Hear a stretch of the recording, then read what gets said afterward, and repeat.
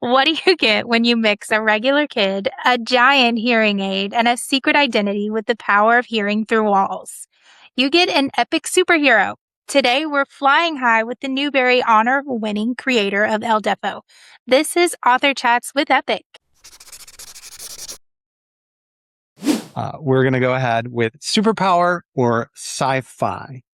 Okay. So what we're going to do is basically it works this. In your book, you turn your real life hearing aid into a literal superhero gadget. So today we want to test your knowledge on real life technology. Okay. And so that is what Superpower or Sci-Fi is. Okay. You have to pick one or the other. Okay. Okay. Are you ready? Yes, I am ready. I am ready. All right. Cherish, go for it. Okay. Here we go. So the first one up is the sonic shield. So scientists have invented a wearable badge that projects an invisible cone of silence around you, blocking out 100% of loud noises in a school cafeteria.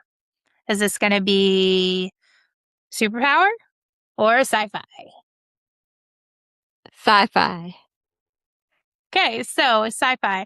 Active noise canceling headphones exist, but we can't project invisible shields around anyone or like your whole body. So Correct. you are correct. Correct. Good job. Correct. You had to think about it. Woo. Nice. Okay, so next, here we go. Mhm. Gets a little harder. We have the eyeball camera. So there is a real prosthetic eye available right now that has a tiny camera built inside it, allowing the person wearing it to record a video of everything they see. Is that going to be Superpower or Sci-Fi? Superpower. That's two right. for two. That's correct. A filmmaker named Rob Spence actually built an eyeboard camera that exists and does exactly this. So very Wow. cool. That's very cool. Yeah. It sounded That's believable. taking accessibility to like the next level, right? All Wow. right. Wow. Okay. You ready for the next one? I'm ready. Okay. We have the bionic lens. So the bionic, it's a bionic contact lens that exists right now that can zoom in on objects miles away by blinking twice. Is this going to be Superpower or Sci-Fi? Sci-fi. Yes. Scientists are actually working on it, so we don't have this available just yet. So, but it's going to be really cool when it does come about. You are 3 for 3. This is rare. This is rare. But you're getting them all right. So one more. Okay. Okay, one more. The brain typer. So a headband that reads your brain waves, allowing a person to type out full text messages on a computer screen just by thinking about the words. Superpower, Sci-Fi. Superpower or Sci-Fi? Sci-fi. So this is actually a superpower. Brain-computer interfaces have advanced so much that people can now type messages using only their thoughts. No. I've seen this on news or something like that. I've seen this. No. It's amazing. Yeah. No. We are That's very creepy. I know. Creepy and wrong. I mean, what if somebody came up to you and slapped one of these things on you so that they could read your thoughts? Well, now you're writing a new book. That's horrifying. Right? Oh my gosh. Yeah, that sounds to me like an opportunity for a great story. It would be. It would be. Good Creepy. sci-fi story. I think I wanted it to be sci-fi, so that's why I said that. Right. This shouldn't be real. This should not be real. You did great, though. Good job. Incredible.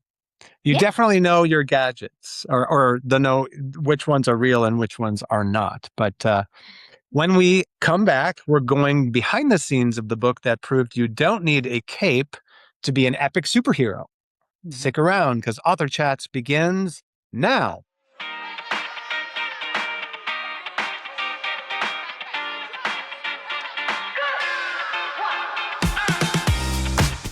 I'm Daniel Rizak.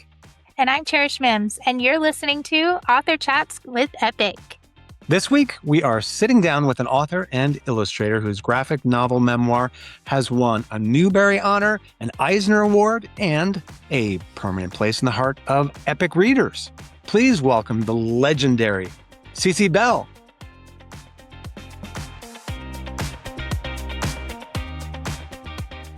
Welcome to Author Chats, Cece. Thank you. Thank you. Deafo is a staple in the Epic app, and it's always seems like it's in the top 10 reading in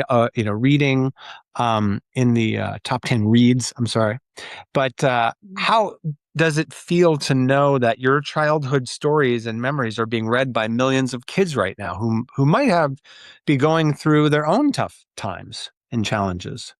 Well, it's always really surreal to me because the book came out about 12 years ago now, and that's a long time. And so I kind of tend to forget that that's happening, if that makes sense. And but it's always extraordinary to see the impact that it's had.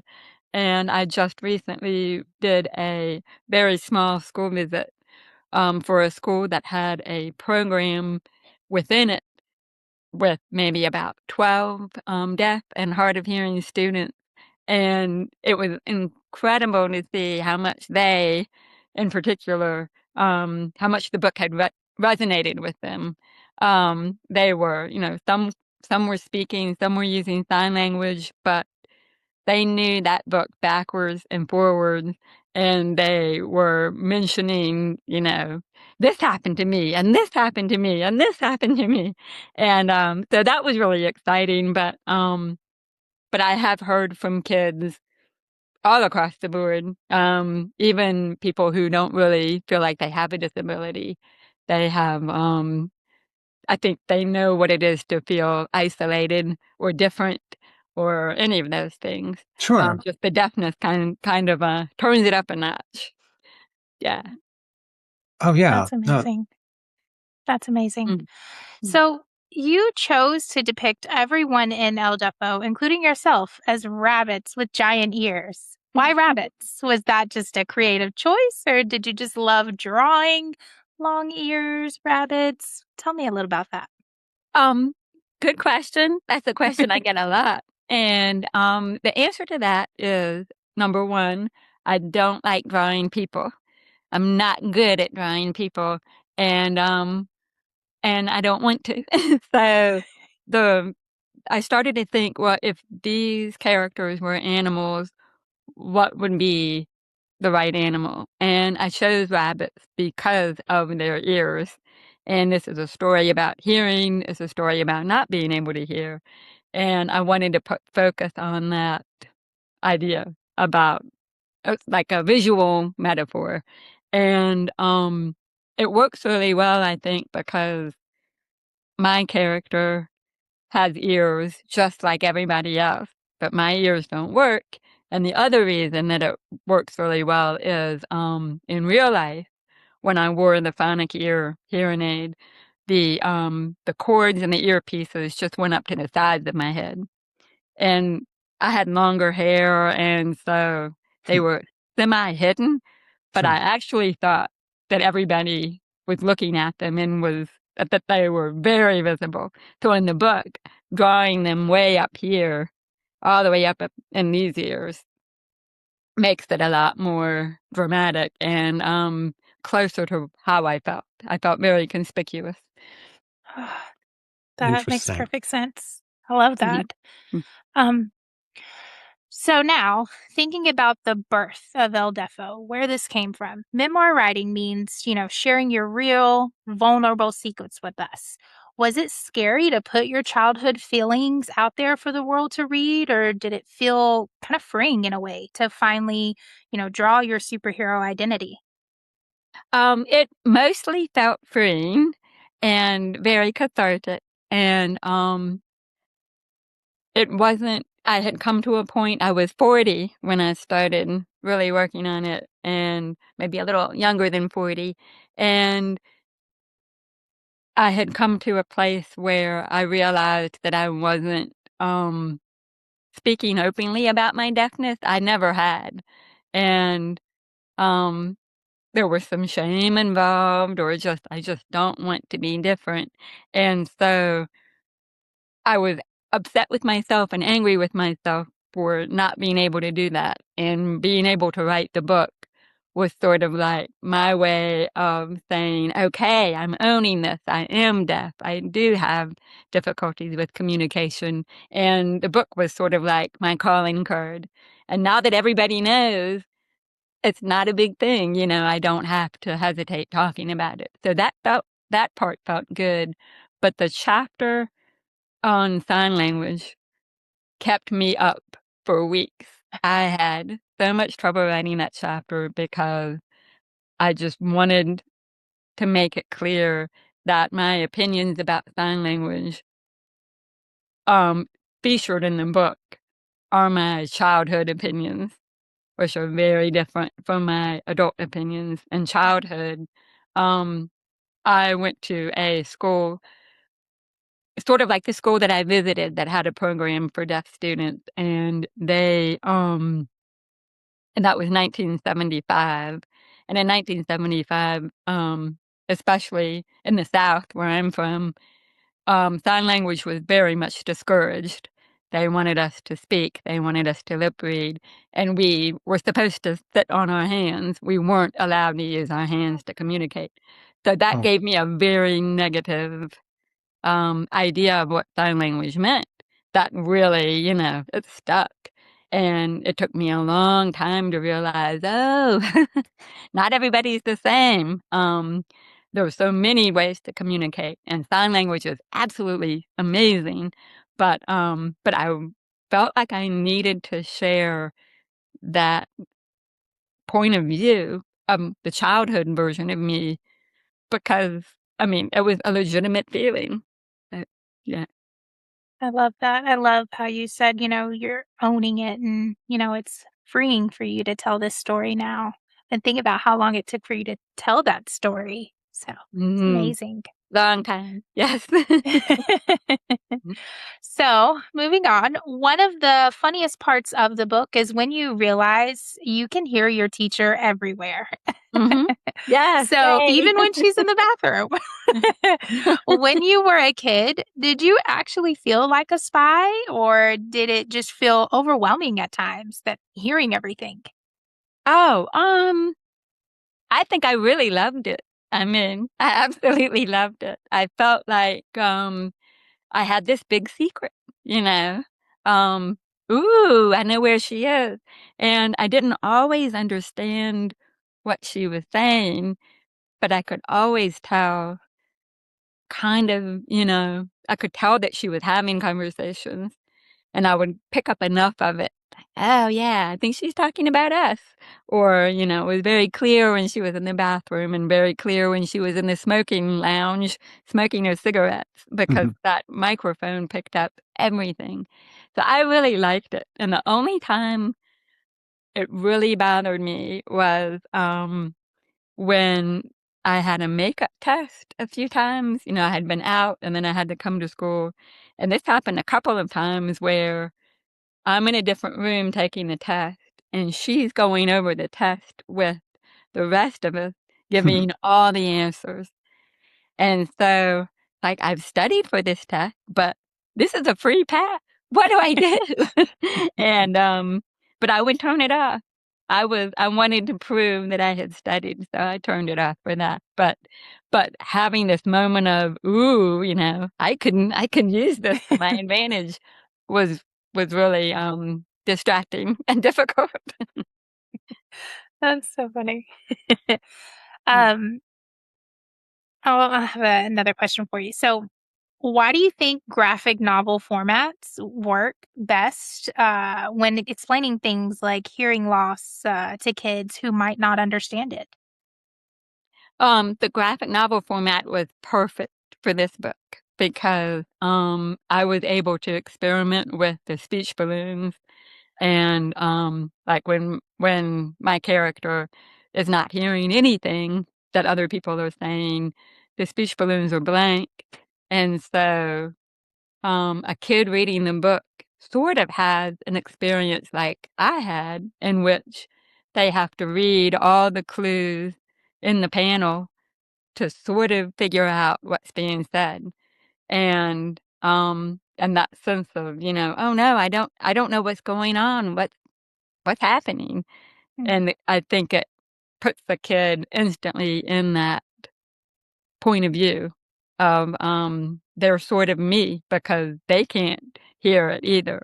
Or maybe the words are garbled, and then they have to figure out, well, what could this possibly mean? And then they look around the panel and find the clues, which is how I live my life every day. Mm-hmm. And if I had written it as a prose book, I think it would have just been obnoxious, because I would have had all this description trying to describe what it is I'm not hearing. And with a graphic novel, it's instant. Boom. I understand. So it's all about those speech balloons. And I think the graphic novel work in general for all kinds of stories, because of those speech balloons and that immediacy. And also you can show, there's so many ways you can draw the story to show how that character is feeling, so you don't have to have descriptions. And I hate writing descriptions. That's what the pictures are for. Right. So So it's just a great medium, especially for stories about feelings. Like, this is how I feel. This is what it felt like. Yeah, really good medium for that. it's probably not a surprise that there's other graphic novels that are like probably in the top 10 and 20 on Epic right now. So it definitely speaks to a lot of students. And it sounds as well like, you're following a very familiar, well, I don't know if it's familiar, but like in film, they tell you to show, don't tell. And the graphic novel gives you kind of the opportunity to show their thoughts, show it Yeah, without having to over describe and overly paint everything. exactly. It Right? is like being a movie director. Writing a graphic novel is so much like being a movie director. How can I make this scene even more epic, if you would? Yeah. How can I, how can I exaggerate this? And all you got to do is make the panel bigger. It's really fun, the amount of control you have with the storytelling. That's a good point. You make it like you've got your close up, your mid shot, your long shot. You've got it all right there. Yeah. Our readers love the friendship struggles in the book. So, like trying to find friends who treat them normal. What do you hope kids learn about how to be a true friend when reading your book? Wow, that is a good question. That's a really good question. I think the most challenging friendship story to write was the one, Jenny, who over enunciates and over helps and overdoes it. And it's really hard to tell another person who is trying to help you that the help is too much. And so in my particular case, as a lip reader, um, I think what it's best to do when you're trying to meet somebody with a disability, or in my case, I like it when someone just starts talking, and then if they're easy to lip read, I join right in, no problem, and they don't make any adjustments to their speech. And the trouble arises when they realize that I have hearing loss, and then they change. And so people need to kind of, if they can, read the cues that a disabled person is giving you as to what they're capable of. And then if it appears like, well, they're capable of understanding me and responding, and they're responding correctly, then you don't need to change yourself for that. But that's tricky to do, because you also want to help. And it is hard for a person like me to say, oh, stop it. You just, it's really hard to do that if you're a polite person. So, yeah. But just, and also very important is not to be afraid of people with disabilities unless they have a Sure. gun or something, Right, I mean, right. a legitimate reason to be afraid. But we don't bite, and we don't bite. So we're nice people. Right. Yeah, just be yourself. Yeah, be yourself. That's it. Oh, I should have just said that all along. Be yourself, and then if there do seem to be some challenges, then you can adapt very, you just adapt a little bit, you know? Yeah. Yeah. Makes perfect Understood. sense.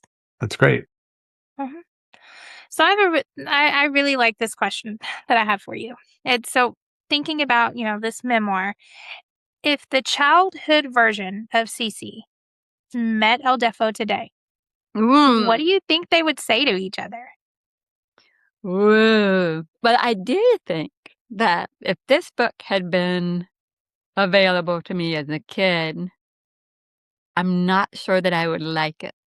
I think I would be a little bit like, I think I would secretly like it, but Sure. I think I would very much resent, like, my classmates saying, "Is this you? Is this what you're going through?" That would have bothered me because at that point in my life, I wasn't ready to acknowledge that I was different. I didn't want all my classmates to think about me that way. And, as a deaf person, not that there's nothing wrong with it, but No. as a kid, it was just like, uh-uh. So I think I would have resented the book, but I would also have been very, very, very excited to see someone else going through the same things. I would have been over the moon about that, but I wouldn't want other people to discuss it with me, if that makes Right. sense. Back then. Yeah. Yeah. I had a real chip on my shoulder. So, if anybody ever tried to sign to me or with me or whatever, I would just be like, I would Right. just turn away and, no, no, no, no, no, no. Right. And so that's how I was. And it was that, like I said, the book was just a great way for me to just own it and be like, this isn't a problem, So, Mm. Cece, you're dropping some major wisdom, but when we come back, we're handing you the keys to the studio for what we call the blank page. Oh, nice. Okay. Find out what happens when El Defo faces a brand new superhero challenge right after this.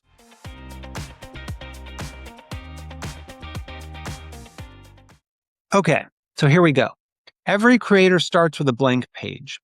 Cece, for this segment, we're giving you the prompt of the day, if you will. We want to hear the El Defo version of these scenarios. Okay. So we'll give you a scenario. You kind of have to finish the scenario or pitch us the plot. So, Cherish, Mm. give us Okay. some scenarios. Woo. So El Defo wakes up and realizes her phonic ear is picking up the thoughts of animals. What is the very first thing your pet rabbit or dog is trying to tell you? Mm. Um, please, please, please wake up, get out of bed, and take me outside so I can use the bathroom. I'm begging you. I'm begging you. All Says right. every dog in the morning, Right. telling their owner. All right, good job. Here we go. So El Defo gets a new superhero sidekick who has the exact opposite problem. They can see through walls, but they are incredibly clumsy. How do you two team up to save the neighborhood? Whoa. Man. Um, wow. I guess I'm seeing I'm seeing the new sidekick maybe getting a piggyback ride from El Deafo. So El Deafo is carrying, hopefully the sidekick is a little smaller than El Deafo, and is carrying the kid on her back. And then, in that way, although that would mess up lip reading, because if she's back here and is trying to tell, but El Deafo has I got it. The kid on the back of the piggyback ride Right. is wearing the microphone, which really, really helped. And so she's wearing the microphone and then on the back and is able to tell El Deafo what she's seeing behind the walls. El Deafo is telling her what she's hearing, and then they save the world. There you go. I love it. That's amazing. That's awesome. Here we go. Okay. So now I want you to imagine a giant villain arrives in town who steals, wait for it, all the speech bubbles from the comic book world. Oh. So all the speech bubbles are gone from the comic book world. So no one can see what anyone is saying. How does El Defo use visual storytelling to defeat them? Ooh. So no words are allowed. Well, she could really benefit from learning some sign language. But the villain probably doesn't know sign language. So, wow, that's good. No speech balloons. I think, could pen and paper be like, make little signs real quick, like in Love Actually, where the posters are going. Yes, that's it. That's it right there. Yep, that's it. Yeah, good old Sharpie, one of them big fat Sharpies into poster board. Yeah, You complete me, right? Is that yeah, it's right. wait? Is that The villain completes me. Yeah. right? Maybe that's a different movie I'm thinking of, but that sounds about right. It does. Yeah, it's all very romantic. Like maybe El Defo is actually has a big crush on this villain. I actually love you. Put down your weapons and kiss me. There we go. There you go. And all the kids reading it would be thinking, "No, we don't want to see that." I like it. I like it a lot. You can write these down too if you want to do a sequels, by the way. That would be awesome.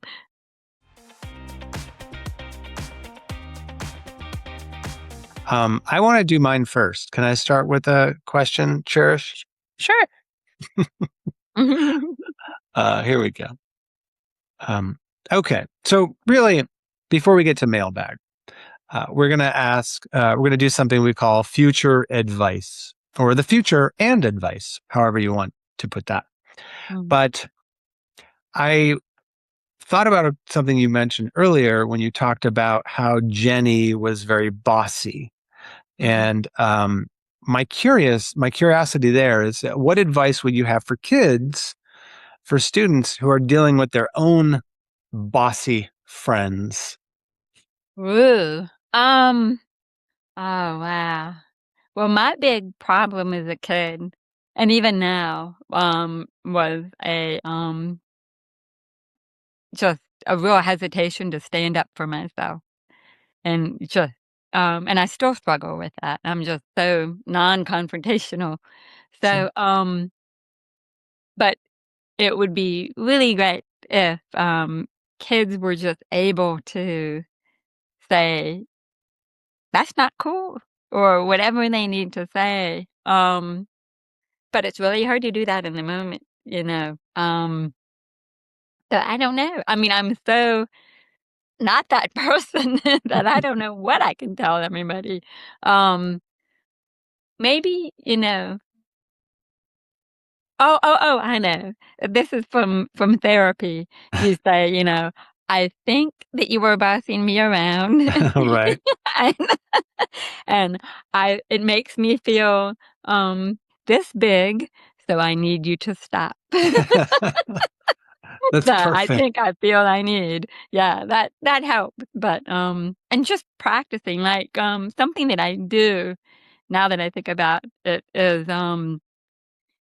if in the moment it didn't work, you weren't able to say what you needed to do, then Mhm. when you go home or you're away from that person, you write down things that you might say Mhm. that are firm but kind, and Right. then you practice them, and You you role just play a little. role play, and you just sort of imagine yourself saying it, or you actually say it to yourself, and then you practice it in your head, and then you just say, "Okay, I've got this. I practiced it," and then you can say it. That's good advice. Actually, I Yeah. think my wife did the same thing the other day. I think she went into a doctor's appointment, got the time wrong, and they were like really mean. And Oh they were no! like, you know, we had to give the appointment to somebody else, blah, blah, blah. It was and it was like one of those things where I think she made the appointment like months before and very, I don't know, I want to say they were bullies in a way. It was like, Yeah. sorry, you'll have to like come back and reschedule and it'll be months from now. And she came into the car and she was just so upset. But it was very much like that advice. She kind of like, okay, I need to go back there and tell them how they made me feel. Did you she know? do it? Yeah, yeah, she She did did. it! Oh, Yeah, Good for in her. that moment, it would have taken me a week, yeah, and I would have crafted a beautiful email. But yeah. saying that in person is that is a superpower. Being able to assess the situation and then come in and just, hey, that wasn't cool. Is Yeah, an amazing thing to do. agreed. Yeah, no, that's good advice. Um, well, I like that. That's great. That's good advice. Write it down, practice, role play, and Mhm. I think that's great. But some people don't need to do that. Some people just, blah, But if you're somebody like me who freezes Yep. in those moments, then this is the next best thing, I think.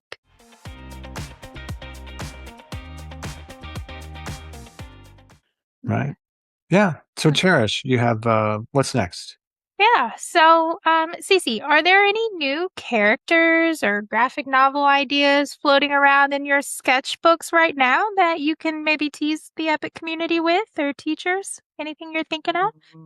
What do you Woo! call Well, this? I am working on a more like an early reader that is it's a collection of made up fables, and each one has a moral, and they're very, very goofy and very I'm having a good time working on that. And then I am working on another more for younger readers that I hope will see the light of day. That is but in comics form, but also gonzo. And then I think a lot about a second El Deafo. I think about it a Yeah. lot, but I haven't completely committed to the work. All right. Well, Yeah. hopefully we gave you a few ideas today. I know. Yeah, yeah. I'm That'll sure work. our readers would love a sequel Right. Oh my for gosh, sure. that'd be crazy. All right. So when we come back, the spotlight is on the audience because the Epic mailbag is open and we have questions from students, teachers who want to know about Cece's real life adventures. So stay right there.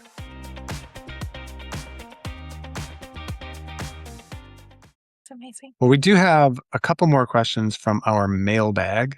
Okay. So let me show this, throw this up here. But this is the Epic mailbag. And our first Mhm. question comes from a student, a fourth grader from Texas. Did you read a lot of graphic novels as a kid? And what were your favorites? All right. Well, I'm old. I'm 55 years old, and graphic novels weren't really a thing when we were kids, and it was more about comic books. And so I read a lot of, I did not like superhero comics at all. Oh, and yet I wrote a book with a superhero, but I liked Archie comics and Richie Rich. And then my friend Emma that I just mentioned, her mom was from England, and um and so Emma had these relatives in England who would send her these comic books called The Beano, and they were full of these little short stories, and very mean spirited and very very British comedy kind of stuff. And Nice. not all of it was mean spirited, but it was really, really funny. And so I read a lot of The Beano. Yeah. That's great. That's great. No, I love that.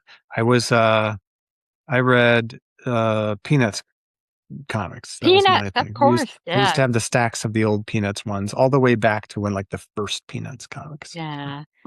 Amazing. Those are the best. Those are the best. Yeah. All right. Next, we have one more question, I believe, up there. Mhm. I will reshare that. And that's from Miss Davis, teacher question, Atlanta, Georgia. My students are writing their own memoirs. What advice would you give them when writing from personal experiences? Woo. That's a really good question. Um, hmm. One piece of advice is remember that you're trying to tell a good story. So maybe what literally happened, or a particular order of events that happened, um, the episodes of your life should reflect the truth. But if you need to rearrange them a little bit to make it a better story, feel free. That's basically what I Poetic did, license. where the big climax of the book, when I'm yelling for for the kids to go back to their seats because the teacher is coming back. In real life, that happened in 3rd grade. In El Deafo, it happens in 5th, because it's near the end of that story. So definitely don't be shy to bend it a little, because if if you have to bend it a little if you're thinking about your readers. But Sure. I think you need to make sure that the feelings that you're describing, that's the big truth. Sure. The feeling, what's going on in your head, is you need to stay very true to that, and true to your life. But like, change names of people who you think might be offended by your story and what you think of them. Change people's names, but have fun with it, because it can be a lot of fun. That's It's awesome. good to No, that's know. great advice. Honestly, that's stuff I would Mhm. that's the kind of golden, I think, advice from an author that I think many, many teachers would really love to hear. Um, but okay, well, that sort of does it for our mailbag, and that's going to do it for our author chats with Epic today with Cece. And I just want to thank you very much for joining us today. And Thank you. one in particular, I think the reason your book uh, and one of the things I think the reason it's so popular anyway is because I think more and more students are feeling like they all have differences, and I think they're starting to feel, I think that seems to be where that's resonating. It's just my assumption, but it feels to me like there's everyone more and more as we as as we grow as a culture and everything are learning, we all are unique in our own way, and that's probably what gravitates students to your book, which is just great for that reason. So, and of course, understanding and being able to communicate and understanding other people's and other students' challenges like that, I think is really important. So, thank you for El Defo and for your contribution there. It's amazing. Absolutely. Thank you so much for having me today. This has been really fun. It's been perfect. It's been great.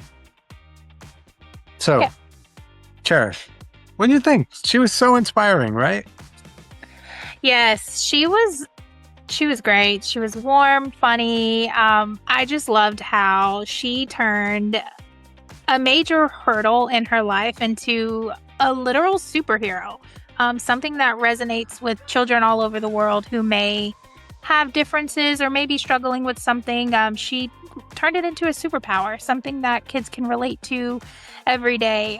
So I just thought she was amazing and just had such courage about her. Like, Yeah. great. Yeah, no, I really resonate with that story. And I just, want make educators everywhere to make sure that they read El Deafo. And if they're not already assigning it as, as a book to their students, definitely take a read themselves, just because I think understanding, trying to, obviously not just teach to every child, which is already impossible, but really trying to empathize with your students. This is one of those books that I think just wakes you up to trying to empathize with all of your students. So yeah, El Deafo. And I didn't really say this during when we were interviewing her, but there is a link. You can go to go.getepic.com/Cece Bell. And then you will be able to see that book right there. I can share that for a moment if you got it. But yeah, go.getepic.com/Cece Bell. That'll take you directly to El Deafo. But yeah, that is going to do it for us today on Author Chats with Epic. We'll see you next time. This has been Author Chats with Epic.